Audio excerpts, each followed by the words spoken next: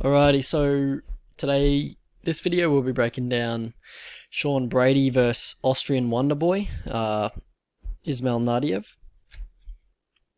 So yeah, we'll break down a few fights on the card first. So breakdown coming for this one. I won't spoil it here. I think Felicia Spencer subs her relatively quickly, probably in the first round. Zara, I feel like her name's back to front. That's what it looks like. Zara Frane, Farah Zane. That would be so much better. But yeah, she's getting subbed in the first round. She got subbed in the first round by Megan Anderson. What the fuck's Felicia gonna do to her? Breakdown coming for this one, so I'm not gonna spoil it.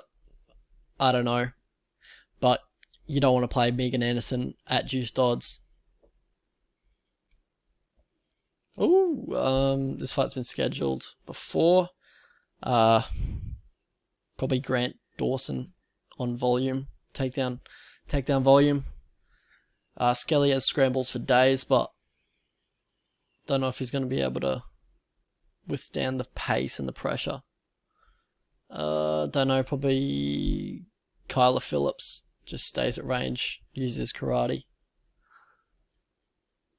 Probably Mike Davis for this one.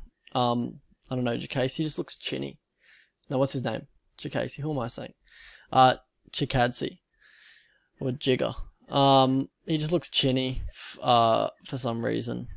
I don't know, I'm just getting that vibe from him. I think Mike Davis KOs him. Yeah, uses his boxing. Unless Jacasey's got good kicks, so he could maybe get those leg kicks off. What's the odds for that one? Yeah, I probably wouldn't touch Mike at that price. He's pretty green, so I wouldn't touch him at that price. Probably all the values on Chikadze. Fuck, can't trust Tom Breeze. I wouldn't even tape that fight because you never trust if he's going to be making it to fight night. So, but when he does make it to fight night, he's pretty decent. He's pretty solid. Probably go Tom. Probably Pena. I mean, fucking Alex Munoz couldn't even finish Nick Newell. I don't know how. This probably sounds incredibly ignorant, but I don't know how Nick Newell wins fights, to be honest. Like, it's absolutely amazing that he's got a decent record, and like, you just think that his striking defense would be hindered. And yeah, just like didn't finish him. Like, get a fucking arm triangle choke, bros. Like, oh, I don't know, man. But yeah, shit show here, but I'm gonna be betting it. I've got half a unit on Tybora, I think. 1 unit or half a unit? Half a unit, because I'm not confident in either of these guys, but I just think Spivak is Fade City. I don't think he's very good at all. I think he's scared. Look at him, man. He actually looks scared in that photo. I think he's pretty. I think he's a bit of flincher, and he's doesn't like getting hit at all. Who knows? I don't know TJ Brown. Elon Cruz, he looked alright in his Contender Series fight. I think he's versing Spike Carlisle.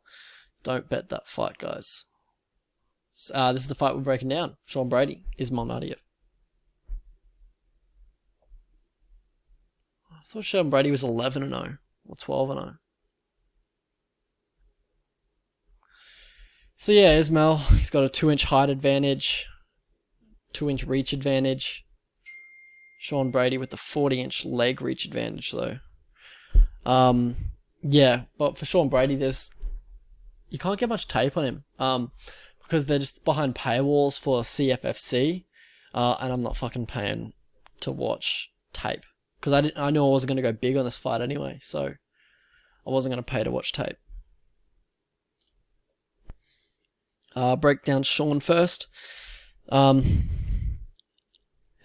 I'd say his specialty is boxing. Kind of pot shots his way into distance, and then throws like a power straight, or a left hook. Yeah, just kind of pot shots his way in, and then looks for his power punches.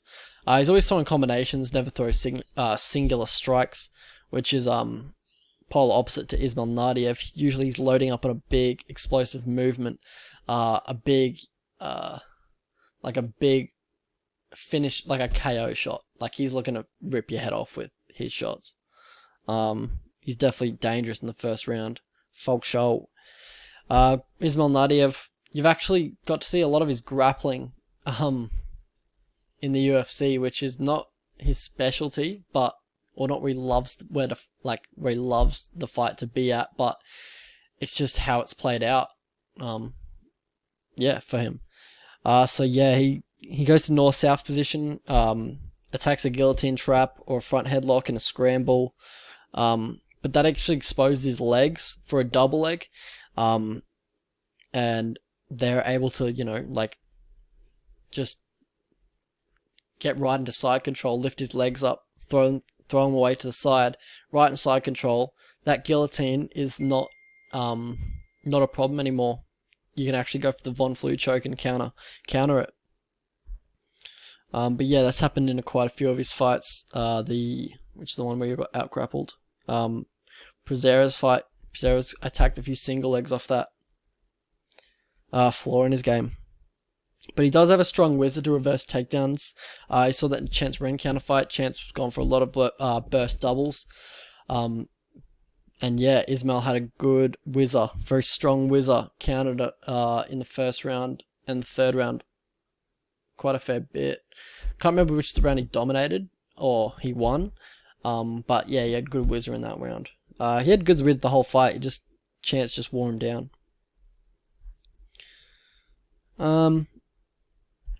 Yeah, he kind of waits for the opponent to get into range, get into position, like advanced position, and then he'll buck. Saw that Pereira's fight, waited for him to attack half guard to mount, and then as soon as he went to transition from those positions, Naurdiev bucked, and then it was pretty effective. Like he's very fast. He's a fast twitch fighter, so he's got a lot of explosion. But that also means he can gas out in high-paced rounds, in high-paced fights. Sorry. Yeah, like he uses a lot of explosive techniques, so he can definitely gas out pretty easily, and tends to do it in round 2. Yeah, it doesn't have the greatest gas tank. Definitely, Sean has the better gas tank in this fight. He's fought 5-rounders. I think won 5-rounders before. So definitely has the cardio advantage. Yeah, Austrian Wonderboy, he's got very good dexterity on his kicks, flicks them up, no telegraph. He's very dangerous in the first round.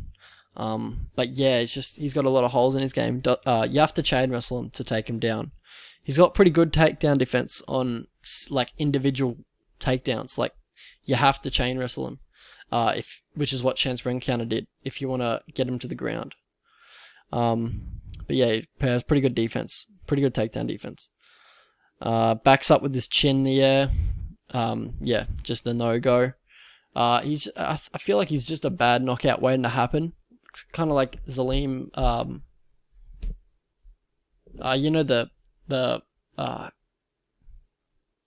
guy that kind of looks like Islam Makhachev, Zaleem Imadaev or something. Imadaev, yeah. Yeah, how he got knocked out by Danny Roberts. I just feel, and also how Makhachev got knocked out by was it Martins? Yeah, I just feel like these guys are, or was it Gleison Tebow? No, Makhachev knocked out Gleison Tebow. But I just feel like he has bad striking defense. Yeah, chin's very exposed. Yeah, when he's leaning back in the air, when he's throwing kicks, chin's exposed. Sean Bрэйdi, on the other hand, he's pretty solid. He's pretty solid everywhere. I'd say wherever the fight goes, he's pretty comfortable. Got good hands, good takedown defense. But this is all relative to his competition, which hasn't been the highest. And also his UFC competition is just Court McGee, which he went to war with, which is not the greatest look, but Court is a hard guy to put away. But yeah, he looks pretty strong physically, in his when I was looking at tape. I don't see him taking down Naurdiev in this fight though. He'll probably be on the feet. Yeah, he accepts being on the back foot pretty easily. Likes, doesn't mind fighting off his back foot, but it's dicey fighting that way because the judges don't rate it very highly. You see that in a lot. The fighter backing up normally loses the decision because if it's an even fight, they base it on aggression, which is like the second last section of the criteria of judging fights. But it's always, there's set rules for judging fights, but like it kind of gets mixed up, and the priorities get jumbled up for different judges. Like there's no set way of judging an MMA round. Like it's very smoke and mirrors, and it's quite confusing for a lot of people. So yeah, the judges don't get it right every time, and if you're on the back foot, it's just not a good look, and it's just an easy out for the judges. They'll be like, "Yep, that guy was on the back foot, like he loses." Saw that in the Reyes fight. Reyes was on the back foot. A lot of people thought he won. He was out striking Jones in the first 3 rounds, but he was on the back foot. So what can you do? Like that's what the judges based it on, 100%. Path to victory for Sean Bрэйdi. Yeah, use those pot shot blitzes. Like I feel like they'll definitely work on Ismail Naurdiev. The way he, leans back with his chin in the air. Pot shot blitz followed up with a left hook. Because he does look like he has decent power. Drop Court McGee with a perfect left hook. Looked like it had a lot of power on it. Court McGee's not an easy guy to knock down. He's very tough. But yeah, that his chin is deteriorating a little bit, but he's still very tough.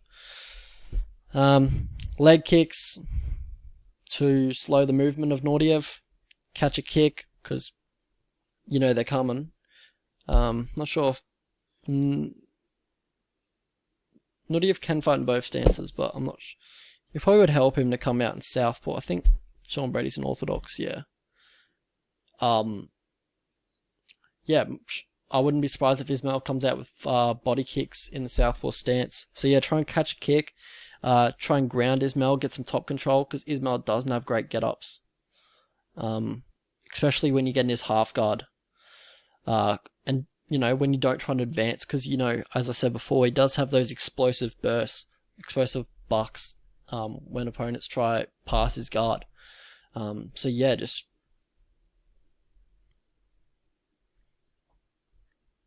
So you try and get in half guard or side control, because he has that wrestling background, so he's not used to being in those positions. But in the guard or in mount, he's kind of used to that. So yeah, you want to get in side control or half guard, and yeah, you can definitely get some top control there. Takedowns and top control, yeah, try and take him down, try and get some top control, ground and pound to the body, just try and wear him down, Takedowns in the first round and the second round, get some top control, ice the first 2 rounds, and then, yeah, because he's definitely less explosive in the third round.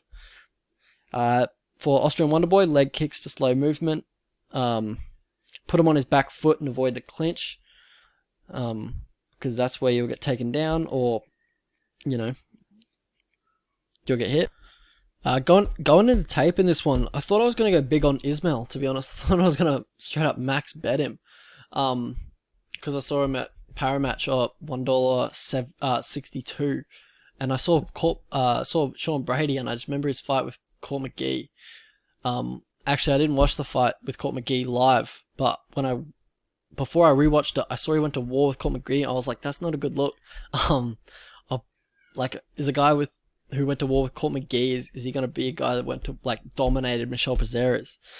But then, I watched some tape, and honestly, I think Bрэйdi wins by decision or a big KO. As I said, that big KO is coming up for Naurdiev. Trust me. I think Brady's pot shot blitzes are going to be landing repeatedly in this fight. I don't have a great read on how good Brady's wrestling is,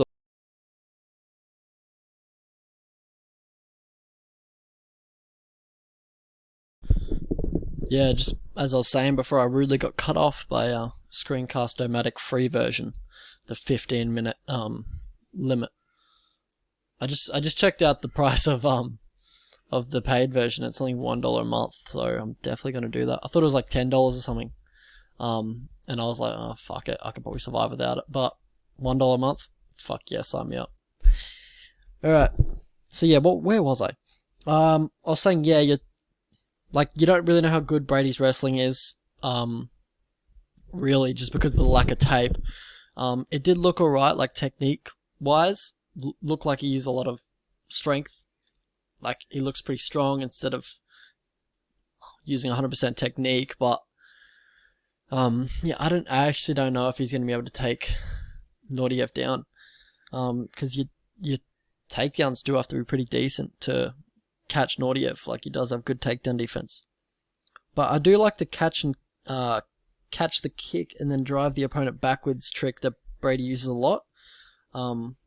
In the scarce amount of tape that I've seen from him, he catches a kick, drives the opponent back. I really like that. I really like it in this matchup. I think it's a pretty close fight, to be honest. Ismail's very dangerous in round 1. After that, I think Brady's cardio will hold up and he'll probably win the next 2 rounds, I think. So I'm going to go with Brady by decision, but the hedge would probably be Naurdiev in round 1, which will be like $5, $6, $7. That would be the hedge, and but what I'm going with is the money line of Brady, which isn't where I want it at the moment. I got it at 262 at Bet365. To be honest, I think as the fight comes closer, I think that money line of Brady's will go up back to like 140, which is definitely playable. Yeah,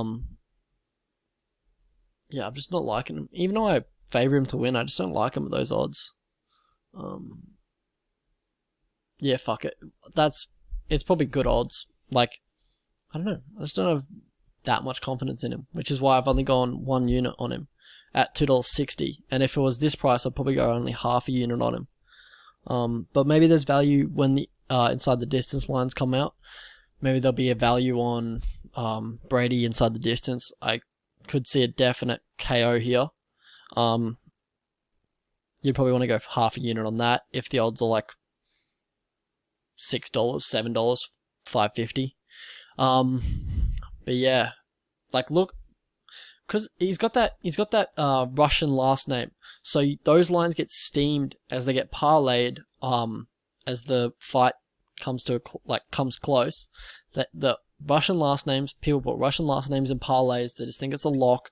The price goes down, and there's value on the underdog.